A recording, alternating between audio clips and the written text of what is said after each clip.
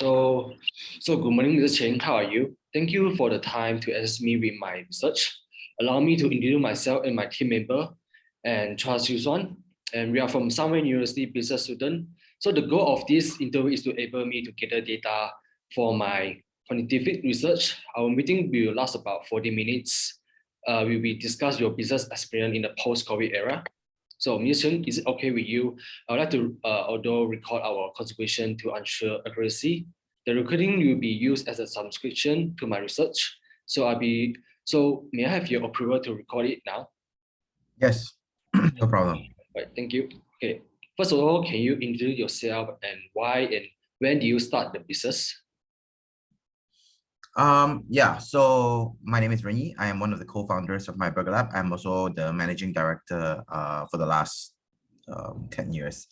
Why I started the business, I think just like every young individual, there is a desire to explore entrepreneurship. And why I went into F&B line is because I felt that it was something that I was good at. I worked in a lot of different restaurants and cafes while I was studying to be a mechanical engineer.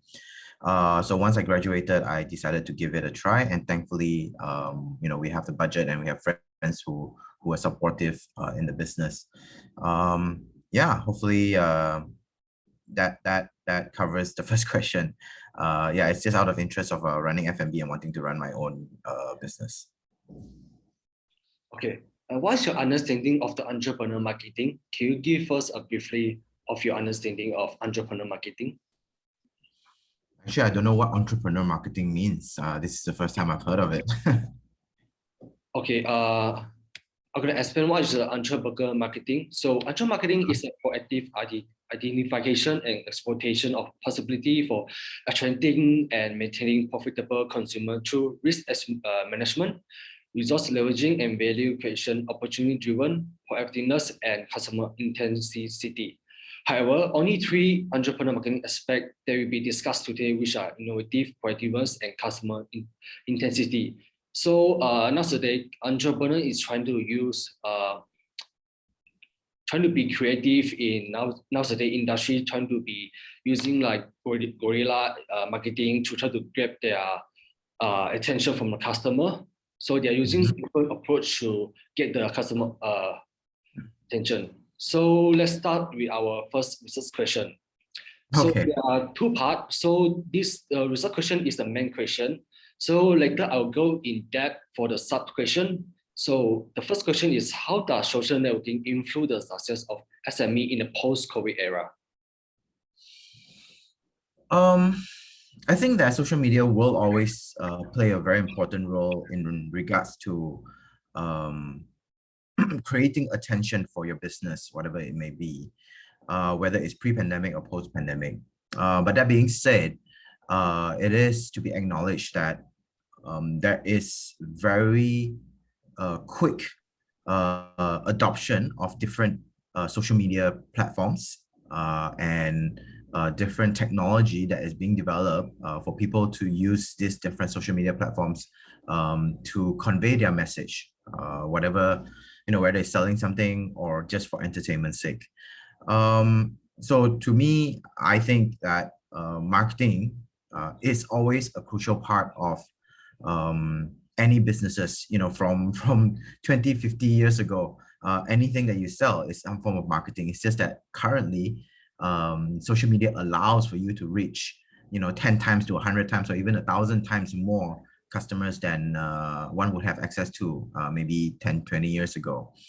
So yeah, it is essential, and moving forward, it is how business will be done. Okay, so how do your business proactively use networking in the post-COVID era? Social networking. Yeah. Sorry, could I just so when you say social networking, you're talking about social media platforms, right? Basically, we are talking about social networking is your network. Like, how do you connect with your supplier? How do you engage supplier or another business and try to have a good relationship with create a network so that we will last longer. Do you get what I mean? Okay. Sorry, I think I misunderstood your question then. I think because just now we were talking about entrepreneurial marketing, and then Now you moved on to social networking. I thought it was part of the marketing narrative. Okay. So I guess I go back to the first question on why social networking is essential. I think if you look back into Burger Lab's history over the last 10 years, we have a lot of goodwill with different brands, even if our suppliers, even competition brands, and you see a lot of collaborative effort. For us, we feel that that is essential because it allows for us to, number one, more importantly, other than marketing, to learn from other businesses on how they operate, how they do certain things, and it allows for us to do better ourselves. So that's one of the most important experience I've had so far. But of course, when you work with bigger brands than yourself, you basically get a recognition. So let's say we worked with Nando's before, and back in the days, we used to work with BIG Group, which was very, very popular at that time. It gives us a sense of affirmation that people will go like, oh, wow, this brand is approved by Nando's, is approved by BIG, hence they are of some quality as well. Hence, to me, social networking within the business framework is really crucial. So to your second question, how do we proactively use networking in the post-COVID era? I think if, again, you look at our last 2 years during the pandemic and the last 6 months coming out of the pandemic, we have a lot of collaborations. Almost every other month, we have some level of collaboration, whether internally, meaning in our store, or externally in other people's store.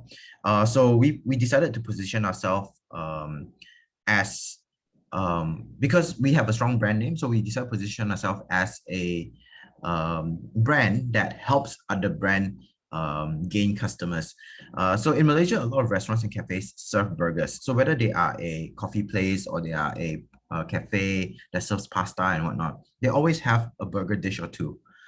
So our decision is to say, hey, look, why can't we target every restaurant and every cafe in Malaysia to have burgers on other people's restaurants? And then on their menu, it would say, powered by My Burger Lab or in collaboration with My Burger Lab. So that, to me, is using the network that we have, the brand that we have, to have further outreach for our own personal branding and marketing. So yeah, that's how we use the networking that we have to reach out to more customers and to build a stronger fan base or brand equity. Okay, thank you for your answer. So now I'll pass to Susan to talk about the research question 2.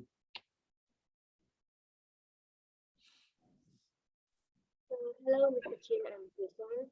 So for research question 2, in general, how does the innovative of entrepreneurs impact entrepreneur marketing for SMEs to survive in the post-COVID era? I think that you don't need creativity to do business, but it would be very difficult to do business without creativity. But that being said, why one needs creativity or innovativeness is to make sure that you are able to stand out from your competition. Unless you're selling one thing and that one thing is not available anywhere else, and and only you yourself have that one product or service and nobody can replicate it, you don't need to be innovative. But of course, that doesn't exist in the world. It's very rare, right? So let's say I sell burgers. That's thousands of other restaurants that sell burgers. So being able to differentiate yourself, what is your unique selling point, the so-called USP, that requires creativeness. And when you have a USP, how do you market it to your customers to make sure they know that you are different? And all those, again, takes creativity. So to me, innovativeness and creativity is to set yourself apart from your competition so that your consumer is able to say, hey, this brand or this product is quote unquote better because they are different. All right, thank you, Mr. Chin. So regarding the question just now, so we're moving forward to the 2.4, which is how did you simultaneously promote innovation while maintaining high performance in your business during the post-COVID era?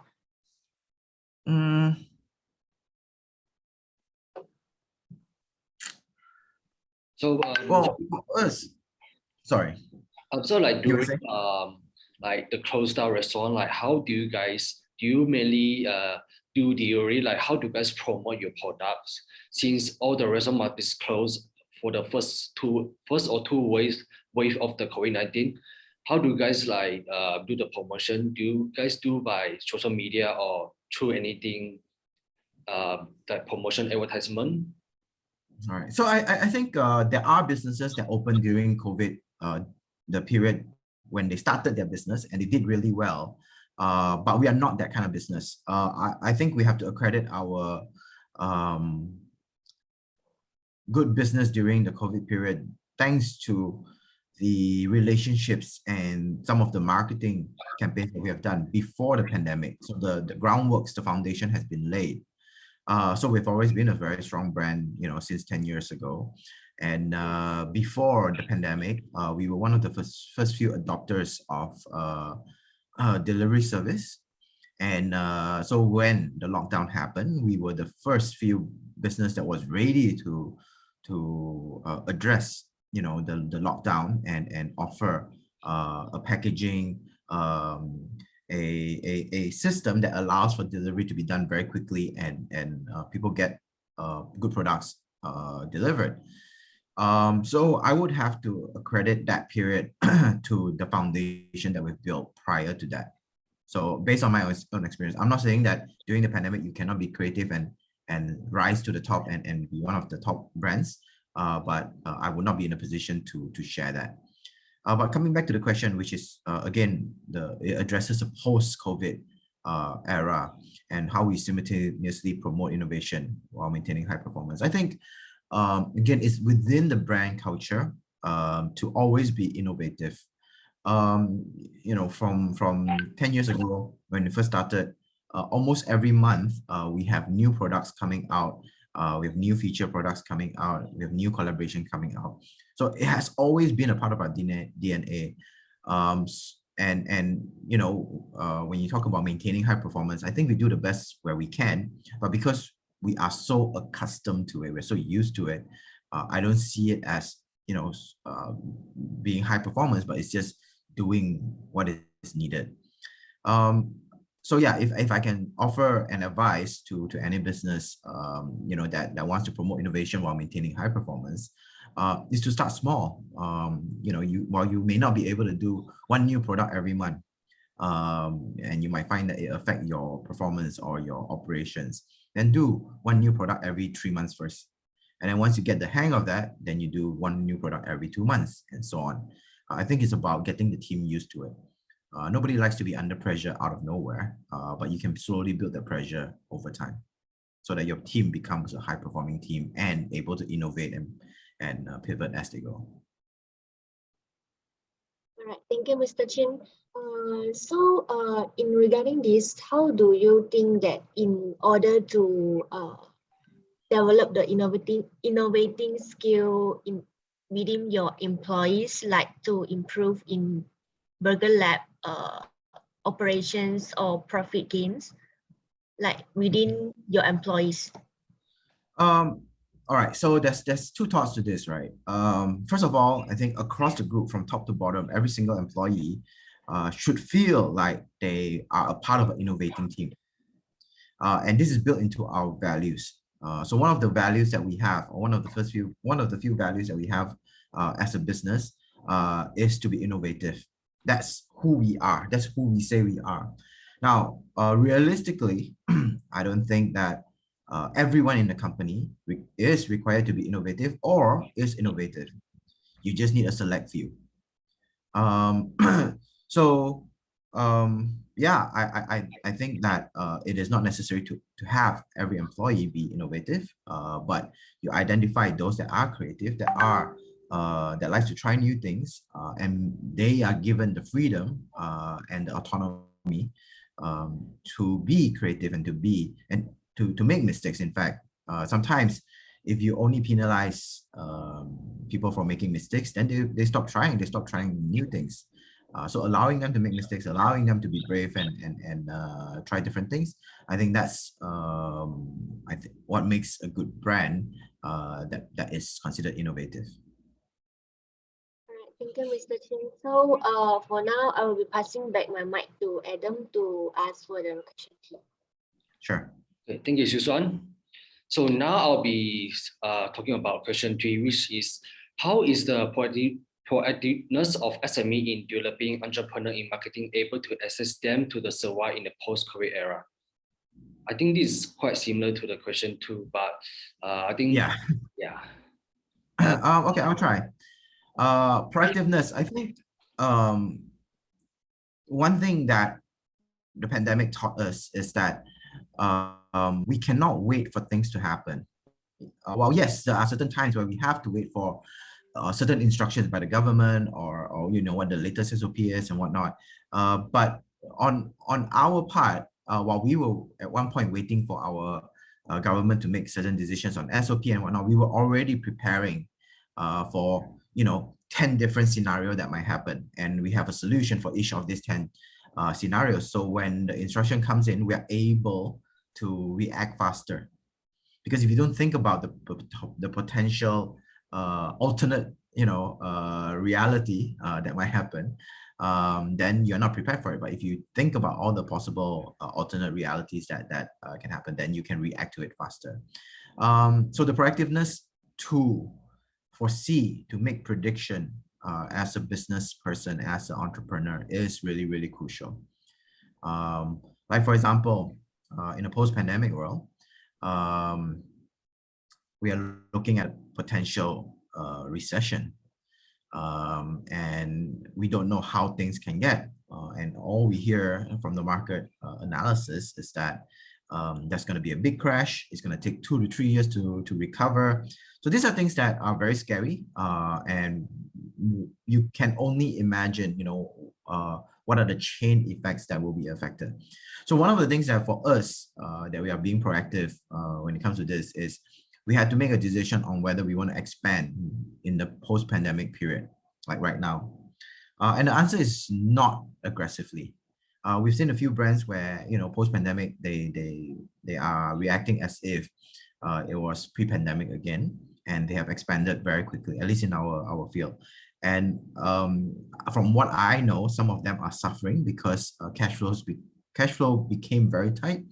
And as things, the price of things going up and the inability to find workers or staff, which is something that's faced by a lot of industries currently, is they are facing it right now, and they're having a tough time. So for us, our proactive measure is, okay, we will sit back and observe, what the next few months is like before we make any rash decision to expand. Okay, so you mentioned about the limiter of finance and resources. So you say that a business must have a contingency plan. Is important for business in the post-COVID era. So in your business, what is your contingency plan if the worst come to worst? Ironically, we have talked about this. So the contingency plans that we have, if things really, as they call it, shit hits the fan, we will sell the business, we'll close the business. Because what's the biggest damage that can occur is that we will all go into debt, and we'll be paying it for the rest of our life, or go into bankruptcy. I think that's the last thing that any of us wants to be in. So there are plans of letting go of the business and allowing someone maybe with more financial backing to take on the debts that we have and to continue running the business if they believe that in the future the business can make money for them. So there is that worst case scenario, you're right. But we hope not to go to that. Okay. Currently, we just want to maintain status quo, even if it's just breaking even. We're okay with that at this current point. Obviously, we want to be profitable, but there are just some months where it's just tough. Okay, so as a co-founder of Bigger Lab, like how do you maintain, or how do you maintain optimism in the post-COVID era? How do you think positively, to try to make the business to stay afloat in the post-COVID era?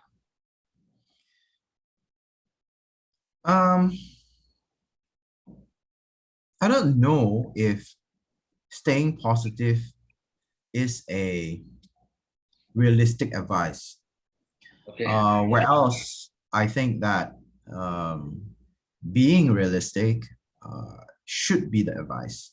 Okay. I tell my team, I don't sugarcoat it. I don't tell them, hey, we're going to conquer the whole world. We're going to expand. We're going to do all this. Everything is going to be fine and whatnot. I think that creates a very false sense of security. And when you have a false sense of security, you don't fight for your lives. Imagine your boat is sinking. The captain is saying, don't worry, guys, everything is okay. Just chill, right? And of course, you don't do anything. Where else if the captain say, hey, look, we're going to sink in the next 2 hours. What do? You start fighting for your life. You start looking for boat. You start looking for life jacket, right? So yeah, I rather face the reality and be truthful to my team than sugarcoat it, especially at this current time. So yeah. Okay, thank you. Now I'll pass to Jeffer, which is my team member as well, to talk about the research question for Jeffer. Now it's your turn. Hi, Jeffer. Hi, Mr. Chin, I'm Jeffer. Let me proceed to the last research question. Right. Please tell us how are the utilization of technological practices that can impact entrepreneurial marketing for SMEs to survive in the post-COVID era? I think being able to keep up and stay in touch with all the latest technological advancement is crucial to every business person or every business. However, you cannot adopt all. You cannot say, let's talk about something that we're all very familiar with, the social media platforms, whether it's Facebook, Instagram, TikTok, Snapchat, Twitter, and I think there's a few more that I can't even remember at this point. You can't be on all platforms. You got to pick and choose where your audience is and where you can focus your strengths. So same goes for technology. There are a lot of different innovation and solution providers that has popped up over the last 2 years. But you can't adopt that all. Even delivery platforms, for example, that is a technological advancement, but you can't be on Grab, Foodpanda, Shopee, Maybank, whatever else there is out there. You just can't be on all of that because it creates a logistical nightmare on your store level, right? The team cannot manage all this platform all at the same time. So yeah, to your question, I think one has to be aware of all the solutions out there, and one has to understand what your business needs, and you pick those few solutions that make sense for you rather than trying to adopt all. All right, thank you. So may I know how did your company use those technologies in the post-COVID era? I mean, we're not a complicated business. We're F&B, right? Yeah. So when it comes to technological advancement, two things that I can think of at the top of my head that we adopted. One is our ordering system. So prior to this, when you're ordering from suppliers and you might have like 20 to 30 different suppliers and you gotta have different ways of communication with them. So there is this app or this service provided by this brand called Food Market Hub. HUB, Food Market Hub. And what they do is consolidate all our communication channels with our suppliers into one platform. So it doesn't matter. So let's say, Adam, you're one of my supplier and you prefer emails. And then Siusuan, you you prefer text. And then Jafel, you prefer, I don't know, fax, right? And for us to be able to communicate with all three of you and remembering what your preferred method of communication is very difficult. So again, I just need one platform and I just send the orders to you guys. The platform, we can preset that who prefers what kind of communication, and the platform just does it every time. So in like Adam, you get your email, Shushan, you will get your text, and then so on, Jeffer, you get your fax, right? So that's one of the technological advancement that has helped us tremendously and that we have adopted. Another one would be, table-side ordering, online pre-ordering. And we use this solution called Alimens, ALIMENS. You see in a few restaurants around KL and PJ as well. So basically, they allow for customers to pre-order and also order for delivery without using GrabFood or Shopee Food and so on. So, but it allows for us to keep a majority of our profitability. So yeah, those are the two examples. All right, thanks. So that could be would be quite handy for your business. Yes, it is. Those hub platform. All right, next. Please tell us, how do you think e-commerce will affect SMEs businesses in the post-COVID era? It doesn't affect me directly. Yeah, it doesn't affect my business directly, but my business can definitely hop onto e-commerce platforms to sell our products, whether as vouchers so that people can come to our store, or as frozen food products. But if I'm to make a generalized statement about how e-commerce will affect SME as a total, especially for retail businesses, I think that due to the convenience that e-commerce provides, and due to the wide reach that e-commerce can reach out to, it poses a dangerous position for SMEs that do not venture into e-commerce. I think a physical outlet is necessary, but I think at the same time, online outlet or online presence is also very necessary. One good example. So at Sea Park Burger Lab, 2 doors away from us, we have this pet store called Irene's Aquarium and Pet Supply. And they've been around for like 20 plus years in the neighborhood. And we know, and they're very popular, like very, very popular. And we see a lot of people come in and out of their stores every time. But over the pandemic, they have created a very strong online presence. And my recent chat with one of the staff and also worker there was that right now, on top of their regular business, they have an online e-commerce platform that generates on top of their all sales or revenue, another 30-40% of revenue. I think that's really impressive. So yeah, I think the future is digital, and all SMEs should have a digital presence. All right, thank you. Next, may I know, how did you effectively use social platforms to communicate with your business partners in the post-COVID era? Can you define business partners in this case? I would say like your supplier, your, yeah. Okay, I thought it was shareholders, but okay, so business partner, people who are in and out day-on-day basis with us. I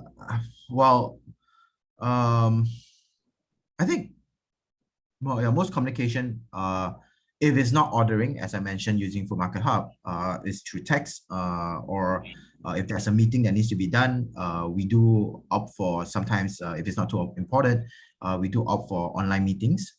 However, if there are products testing or sampling, then of course we'll meet in person. So I don't think too much has changed, except for the fact that we can have more casual meetups over online, but more important meetings are always in person anyway. All right, thanks. Next, please tell us, how did you use social platforms to promote your product, your burgers, to your customers in the post-COVID era? I'll be honest, I think in the post-COVID era, we are not doing as good in terms of promoting to our customers. I think the customers' attention has shifted a lot in the recent months, in fact. So we're still trying to understand how and where people gather online. We still maintain our current our usual social media platforms or presence through Facebook, Instagram, and TikTok.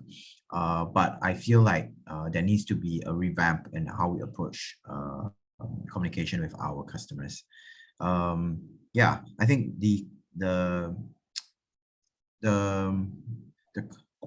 how to say, the climate or the environment is changing very quickly, and behaviors of our customers are changing post-pandemic. And I think an observation needs to be made to see what the behavioral changes are. Okay, thank you. Next, how did you simultaneously adapt new technology while maintaining a strong customer focus in the post-COVID era? Well, you plan it out and then you execute it step by step. I don't know how else to describe it, but basically, if we decide we want to adopt on certain things, we break it into small chunks, and we roll it out over a course of 1 to 2 months instead of over. Yeah. Thank you. So let me proceed to the last question, which is how have these technologies influenced the entrepreneurial marketing decisions during the post-COVID era? I think a lot of what we have to consider is efficiencies. Every new technology that we adopt, how efficient is it, and whether it helps with the business. However, no one has a crystal ball and able to say clearly that certain solutions are for the better. So usually we strike up a short-term deal with the supplier or the solution provider to trial test maybe 6 months just to see how it goes. And if it works, then we'll adopt it long-term. But on how these technologies influence our marketing decisions, I think if it works, then we will simply adopt it and share it with our customers. If it doesn't, then we just phase it out. So hopefully that answers the question. All right. So I guess it's the end of our interview today.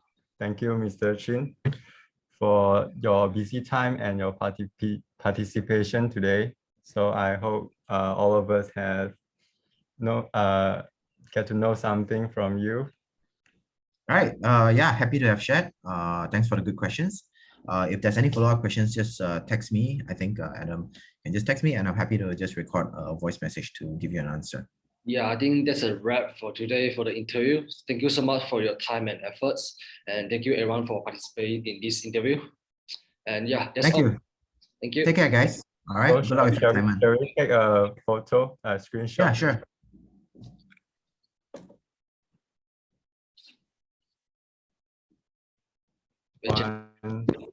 Yes. 1, 2, 3. 1, 2, 3. All right. Thank you. All right. Take care. Have a good day. Bye. You have a nice day, Mr.